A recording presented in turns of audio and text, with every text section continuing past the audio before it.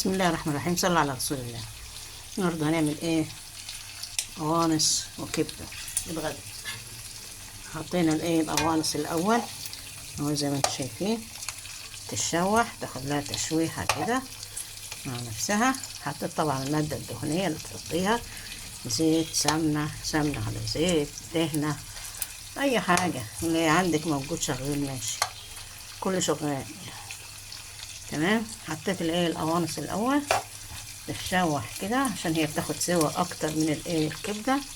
تمام. حطيت بعد كده البصل زي ما انتم شايفين. لما البصل بقى يتشوح مع الكبده وتدخل كده في السوا، يعني نص سوا كده ولا حاجه. تمام. نحط لها بقى الثوم والكبده والفلفل والكمون، لو هتحب شطه، طبعا الملح. تمام. هي روح الكبده والقوانص ديت هي كمون وفلفل الاسمر يعني. تمام. حطينا اهو زي ما انتم شايفين، كبده تشوح.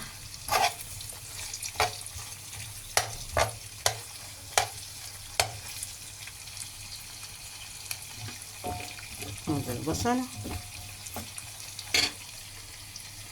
حط الكبده. هتقطعي الكبدايه على قد اللقمه. تمام.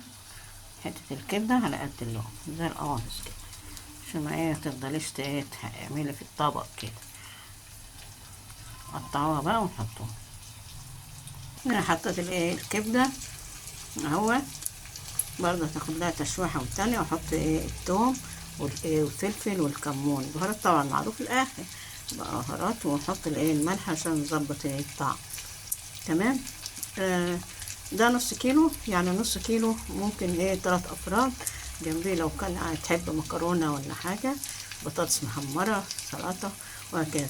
ممكن لو عملت سندوتشات ممكن يكفي 4 افراد يعني، بس هو 3 افراد حلو يعني، او هيشبعهم، او حتى من غير اي حاجه ناكله كده بالعيش او حاجه. تمام.